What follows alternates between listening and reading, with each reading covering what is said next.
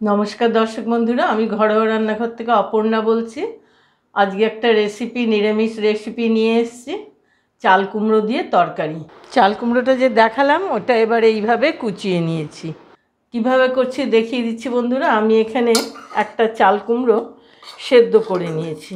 এবার এটা কিচেন টাওয়ালের মধ্যে একটু ঢেলে এই জলটাকে সমস্ত শুকনো করে নিতে হবে। এবার চাল কুমড়ো সেদ্ধর জলটা চিপের থেকে বের করে নেব। বের করে এটাকে একটা শুকনো করে নেব। তবে কেন জল থাকলে আমি রেসিপিটা যেটা বানাবো সেটা ভালো হবে না। রেসিপিটা বানাতে আমার যে যে ইনগ্রিডিয়েন্টসগুলো লাগবে সেগুলো দেখাচ্ছি। দুটো আলু সেদ্ধ করে নিচ্ছি বড় মাপে, আর এর সঙ্গে একটু ছোলার ডাল ভিজিয়ে রেখেছিলাম, সেই ছোলার ডাল, আর গ্রেভির জন্যে আলু কেটে রেখেছি। এবার এই আলু সেদ্ধটাকে মেখে নেব, আর এই ছোলার ডালটাকে পিষে নেব একটুখানি। চাল কুমড়োটা এই যে আমি জল ঝরিয়ে রেখেছি, একদম কিচেন টাওয়েল দিয়ে চিপে পরিষ্কার করে জল ঝরিয়ে নিয়েছি। এর মধ্যে আলু সেদ্ধটার মধ্যে দিয়ে দিলাম। এবার এখানে আমি যে ডালটা বাটলাম সেটাও দিয়ে দেবো প্রয়োজন মতো। এবারে তো হলুদ দেব, অল্প করেই লবণ দেব, কেন গ্রেভি তো লবণ থাকবে, তো 1 টিস্পুন দিলাম। স্বাদের জন্য একটু চাট মশলা দিয়ে দিলাম। এবার একটু কালো জিরে ছড়িয়ে দিলাম। ব্যাস, আর কিছু দেবো না। এই দিয়ে আমি বড়াটা ভেজে নেব, তারপরে গ্রেভির মশলা আলাদা। এবার গ্যাসটা জেলে দিই, তেলটা গরম হোক। সব উপকরণ দেওয়া হয়ে গেছে, এবারে আমি এগুলোকে মেখে নিচ্ছি ভালো করে। আলু, চাল কুমড়োর ডাল বাটা আর মশলা দিয়ে এবার মেখে নিয়ে বড়াটা ভাজবো।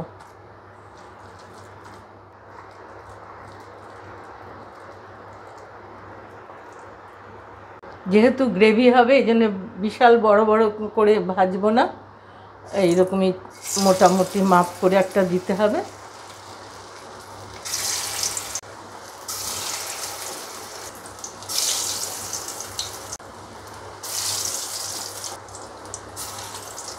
এখন না নেড়ে একটু ভাজা না হতে নাড়লে ভেঙে যেতে পারে। একটু ভাজা হোক, তারপরে উল্টিয়ে দিলাম। এই দিকটা, নিচের দিকটা একটু লাল হয়েছে, আরও ভাজা হবে। এখন এইভাবে থাক কিছুক্ষণ। বড়াগুলো ভাজা হয়ে গেছে, এবার তুলে নেব। এইরকম লাল করে ভেজে নিতে হবে। দর্শক বন্ধুরা, এটা আমার কিন্তু সম্পূর্ণ নিজস্ব এক্সপেরিমেন্ট। রান্নাঘরে আমরা তো এইসবই করি, কোনটা দিয়ে কী করলে হবে, কীরকমভাবে খাওয়া যাবে, এই জন্যে এটা করি। আজকে আমার মনে হলো এইভাবে, চাল কুমড়ো তো সবসময় ভালো লাগে না, ইলিশ মাছের মাথা দিয়েও আমি করে দেখেছি। এবারে এইটা করলাম, নিরামিষভাবেও করেছি আর একটাও, ডেসক্রিপশন বক্সে দেখে নেবেন। এবারে এই মনে হলো এইভাবে আপনাদের সঙ্গে শেয়ার করলাম। বন্ধুরা, বানিয়ে খেয়ে দেখবেন, নিশ্চয়ই খুব ভালো লাগবে, কেন কিছুই তো কম ভালো ইনগ্রেডিয়েন্টস দেওয়া হয়নি, কাজে এটাও এইভাবে, এটাও ভালো লাগবে খেতে। এগুলো সব ভাজা হয়ে গেল, এগুলো সব তুলে নিলাম। এটা খুব নরম বড়া, বেশি ঝোলের মধ্যে ডুবিয়ে রাখবেন না।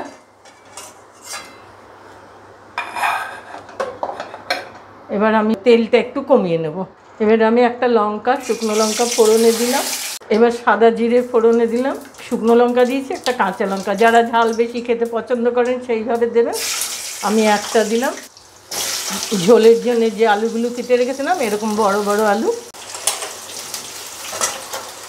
আমি 1 টিস্পুন আদা বাটা দিলাম, আলুর সাথে ভাজা হবে এটা। 1 টিস্পুন হলুদ গুঁড়ো, যাদের বেশি করে বানাতে হবে শুধু মশলাটা ডবল করে দেবেন। 1 টিস্পুন জিরে গুঁড়ো। আলুর পরিমাণ সব কিছুই বেশি করে আমার মাপে করলাম। একটু ধনে গুঁড়ো। দেখুন লাল হয়ে নিচের দিকে আলুগুলোও ভাজা হয়ে গেছে, সঙ্গে মশলাটাও ভাজা হয়ে গেছে। এবার একটু জল দিয়ে আর একটু মশলাটাকে সাঁতলাবো।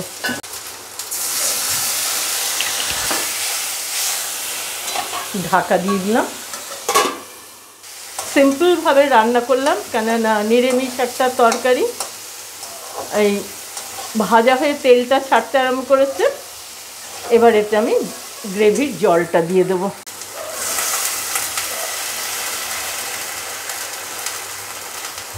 ব্যাস, এতে আলু সেদ্ধ হয়ে যাবে আর কিছুটা গ্রেভি থাকবে, ঝোলটা। এবার ঝোলের জন্য মাপ করে লবণ দিয়ে দিলাম আর হাফ টিস্পুন চিনি।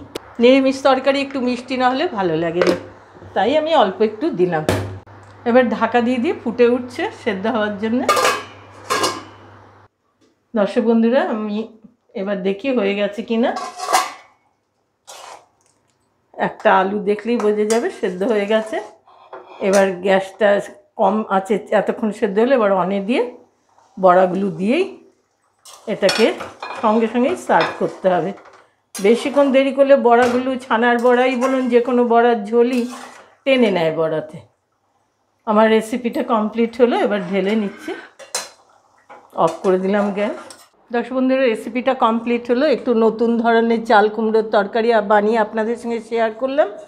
বন্ধুরা, বানিয়ে খেয়ে দেখবেন, ভাতের সাথে রুটির সঙ্গে এটা খুবই ভালো লাগবে খেতে। একটু নতুনত্ব করলাম, আপনাদেরও জানা হলো কিভাবে করলাম, দেখলেন, বানাবেন। ভালো লাগলে লাইক করবেন, নতুন বন্ধুরা সাবস্ক্রাইব করে বেল আইকনটা টিপে দেবেন, অনেকের সঙ্গে শেয়ার করবেন। আবার নতুন রেসিপি নিয়ে আসবো। ভালো খাবেন, ভালো থাকবেন। আজকের মতো রাখছি।